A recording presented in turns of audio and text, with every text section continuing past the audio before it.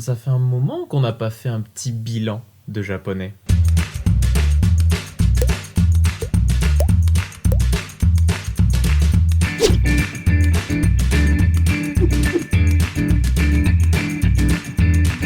Salut tout le monde, c'est Lizofy et bienvenue dans ce deuxième bilan de mon apprentissage de japonais. Avant d'aller plus loin dans la vidéo, petit moment promotion, vous pouvez voir mes différents lives de révision de japonais tous les vendredis matins sur ma chaîne Twitch, twitch.tv/Lizofy.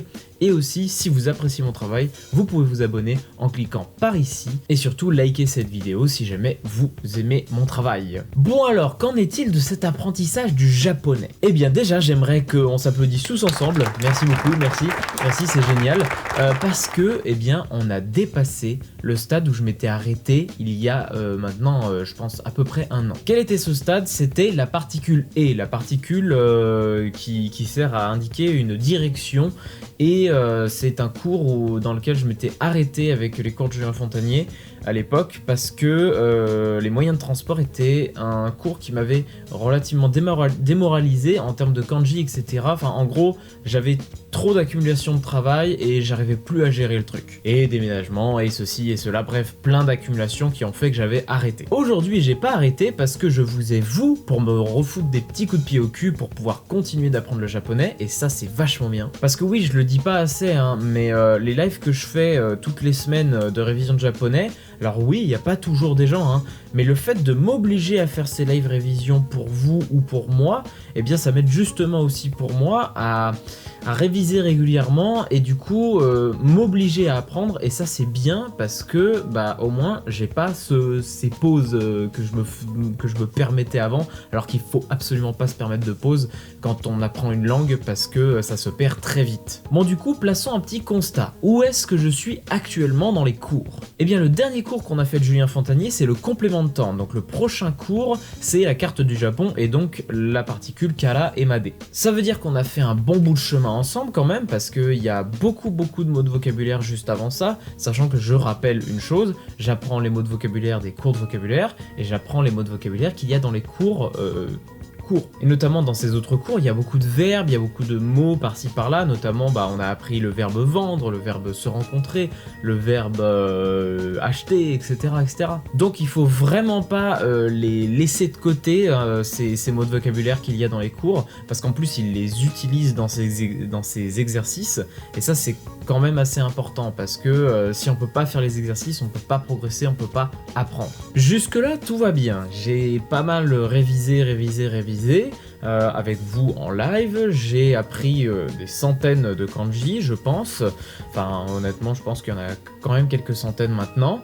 C'est pas assez, parce que malheureusement, le japonais, c'est pas parce que t'apprends 100 kanji que tu sais parler japonais. Non, parce que les mots de vocabulaire ici me permettent surtout de lire le japonais. Lire, c'est bien, mais comprendre c'est mieux, et c'est pour ça qu'il va falloir avancer. Au moins j'avance, lentement, mais j'avance. J'ai remarqué aussi une chose, c'est que je ne pouvais absolument plus faire les révisions de tous les kanji précédents aussi régulièrement qu'avant. Pour la simple raison qu'en fait il y en a énormément. Je le savais, hein, vraiment je le savais, mais je pensais pas que ça allait prendre un temps aussi monstrueux de le faire régulièrement comme ça. Et en fait, quand on a fait la saison 1, on se dit ouais, j'ai déjà appris beaucoup de kanji. Punaise, la saison 2, tu fais allez, j'exagère, mais 5 particules, t'as déjà appris plus de kanji que dans la saison 1. Vraiment, le nombre de kanji et de mots de vocabulaire qu'il y a dans cette saison 2, c'est beaucoup plus lourd, et notamment la dernière fois, on a fait une révision complète, mais vraiment complète, c'est-à-dire saison 1 plus saison 2. Et je crois qu'on a mis proche de 3 heures juste pour réviser et sans quasiment parler pendant le live.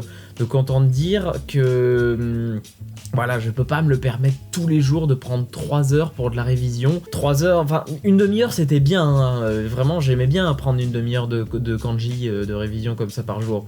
Là, 3 heures, non, c'est un peu lourd à prendre. C'est un peu comme ces gens qui arrivent pas à se poser devant des films de 3 heures. Il faut quand même avoir le temps de se poser devant des films de 3 heures. Au bout d'un moment, faut vraiment se le dire, hein. Et là, l'excuse du j'ai pas le temps, elle est relativement vraie quand même. Et pourtant, Qu'est-ce que je déteste cette excuse. Enfin voilà, les révisions complètes qu'on faisait régulièrement dans les cours, je ne peux plus les faire. Maintenant, je fais des parties de chaque truc, ce qui fait que du coup, forcément, certains kanji rentrent beaucoup moins facilement. Parce que je les révise moins, parce que, ouais, à force de les écrire, c'est bon, ça rentre, mais ça rentre pas assez, je les rabâche pas assez pour que ça rentre vraiment parfaitement. Alors vous allez me dire, mais oui, mais du coup tu bâcles, etc. Non, je pense pas. Je pense pas que je bâcle, parce que au final, j'apprends au fur et à mesure malgré tout. Hein. Là, les aliments, je pense réussir à tous les sortir, sauf peut-être le poivre, même si je sais tous sortir au moins la prononciation, ce qui est déjà pas mal. Je pense savoir les lire aussi, c'est déjà pas mal aussi. Mais voilà, quand on remonte par exemple aux monstres d'Halloween, là, les monstres d'Halloween, je suis pas certain de ressortir parfaitement Koomori.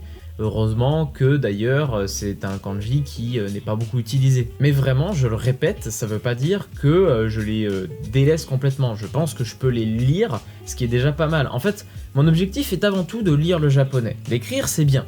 L'écrire, c'est bien parce que surtout ça apprend. Enfin, ça permet de retenir beaucoup plus facilement les kanji. En tout cas, moi, je sais que je les retiens beaucoup plus facilement en les écrivant. Notamment, je me souviens aussi des hiragana.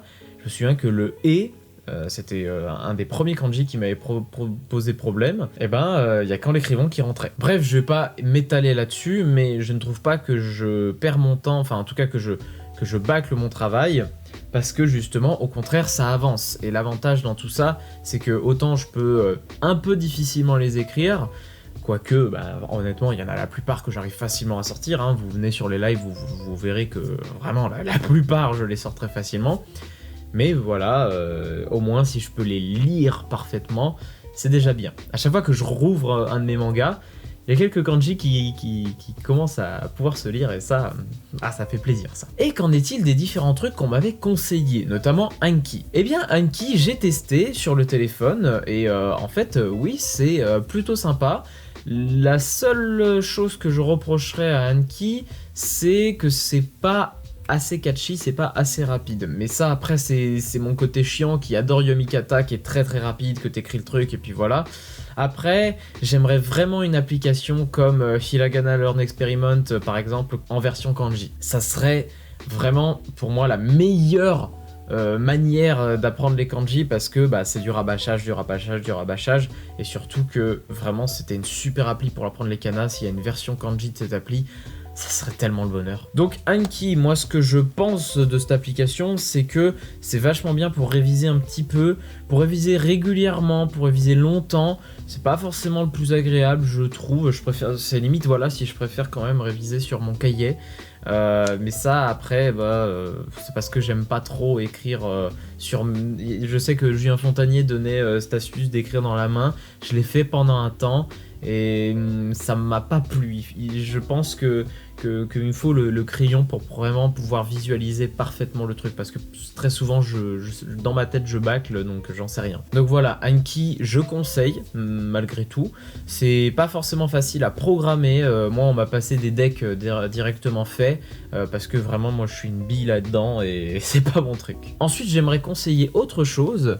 C'est un livre que je me suis acheté, c'est, la lumière se reflète dedans, Le japonais en manga. Alors, c'est un livre qui est pas forcément conseillé par beaucoup de gens qui apprennent le japonais, parce que je pense que c'est un livre aussi qui a sa méthode d'apprentissage un petit peu classique, dans le sens que on va apprendre dans un sens très linéaire à faire... Vous allez apprendre à dire watashi wa machin truc, à apprendre des phrases de base, après vous allez apprendre à compter, après vous allez apprendre les pronoms personnels directement, alors que par exemple, voilà, Julien Fontanier, les pronoms personnels, c'est ses derniers cours. L'avantage de ce livre, en fait, c'est que il récupère pas mal de cases de manga, venant de divers mangas que je ne connais pas, mais qui font que votre apprentissage est très linéaire et comment dire, assez progressif dans la difficulté. Après avoir fait un certain nombre de cours, vous avez des pages comme ça où il y a quelques pages de manga à l'intérieur qui vous font réviser absolument tout ce que vous avez vu précédemment, qui vous font lire et comprendre absolument tout ce que vous avez vu. Et franchement, ces pages-là, franchement je pensais pas que ça allait être aussi plaisant à lire, plaisant à travailler, parce qu'au final, ben ouais, on avance bien dans l'apprentissage progressivement, c'est pas trop compliqué, mais après certains diront que bah, au niveau des explications c'est pas parfait, mais pour ça il y a Julien Fontanier honnêtement. Mais voilà, l'avantage c'est que ça donne des exemples avec des mangas régulièrement, et du coup ça donne un aspect un peu plus concret à l'apprentissage. Et ça c'est vraiment cool. Il y a pas mal de mots de vocabulaire aussi, et ça c'est assez cool pour l'apprentissage, et il y a des exercices à l'intérieur aussi. C'est un bouquin qui est pas très cher, vous pouvez l'avoir je crois pour 25 €, je ne suis absolument pas payé pour faire la pub de ce machin, mais je le trouve assez réussi pour vous en parler, et je vais continuer en parallèle des cours de Julien Fontanier d'utiliser ce bouquin là, parce que je trouve que il faut se servir d'autres manières d'apprendre le japonais, d'autres manières d'apprendre une langue que une seule, parce que sinon vous restez dans des comment dire, en gros vous pouvez pas dépasser ce que vous avez appris, notamment par exemple avec les pronoms personnels. Les pronoms personnels sont arrivés vachement tard avec Julien Fontanier. Alors il a une méthode d'apprentissage qui, je trouve, est assez bien foutue. Malheureusement, en fait, on apprend très tard des choses qui nous semblent basiques. Et après, il explique que c'est pas forcément important en japonais, je comprends, hein, mais je pense que malgré tout, les choses basiques, c'est parfois important, et notamment ce genre de bouquins, ou même des bouquins comme... Enfin, pas des bouquins, mais des trucs comme la NHK ou ici Japon, sont aussi très très bien pour apprendre le japonais en parallèle des cours de Julien Fontanier. Donc je vous conseille vivement ce genre de choses. Bon, du coup, qu'est-ce qui est prévu pour la suite? Eh bien, je continue, évidemment, parce que il faut pas s'arrêter là. J'ai vraiment envie de lire mon encyclopédie de Resident Evil au bout d'un moment, quand même. Donc, les cours, tous les vendredis matins, continuent sur twitch.tv/lizefy. Ces cours sont de 8h à 10h, la plupart du temps. Ils peuvent dépasser, ils peuvent être plus courts, ça dépend de ce qu'on fait dans ces cours-là. Et il y aura peut-être d'autres cours dans la semaine aussi sur ma chaîne Twitch. Donc vraiment, venez si vous voulez apprendre le japonais tous ensemble, si vous voulez communier avec le japonais. L'esprit de groupe, ça aide vraiment à travailler. Au niveau des choses à respecter, maintenant je fais plus trop les 5 kanji par jour, même si je devrais. Donc je garde ça en tête quand même pour pouvoir avancer un petit peu, mais sinon les révisions régulières de tous les kanji précédents, ça c'est mort. Vous avez bien compris que dans cette vidéo je ne pouvais pas le faire, enfin au bout d'un moment c'est vraiment très contraignant au bout d'un moment. Mais comme il y a les cours tous les vendredis matins, rassurez-vous, les révisions sont là quand même. On fait pas que des cours, on fait beaucoup de révisions aussi dans ces lives là. Donc vraiment venez si vous voulez réviser, ne serait-ce que réviser.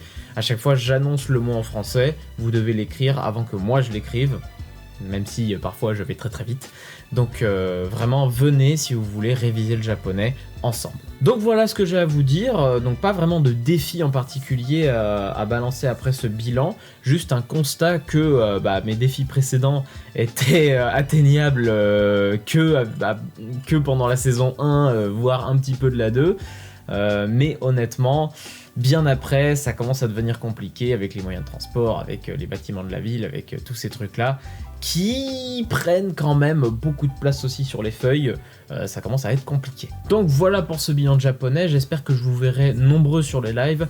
N'hésitez pas à partager cette vidéo si vous voulez encourager d'autres personnes à apprendre le japonais et à réviser tous ensemble le japonais, parce que c'est, comme je dis, vraiment l'esprit de groupe aide vraiment à se motiver. Si vous aimez mon travail, abonnez-vous à la chaîne pour ne pas rater les futures vidéos. Notamment, j'ai fait une grosse vidéo sur Makoto Shinkai ici, que je vous mets ici et dans les fiches, parce que sincèrement cette vidéo, j'ai passé un temps monstrueux dessus et je sais qu'à un moment elle aura le public qu'elle mérite, mais actuellement c'est vrai que elle a pas les vues que j'espère, forcément. Surtout après le travail que j'ai fait dessus, mais ça, vous vous en doutez. N'hésitez pas à mettre un petit pouce en l'air, ça fait toujours plaisir. Et moi, je vous donne rendez-vous pour une prochaine vidéo. Et puis moi, je vous dis, salut!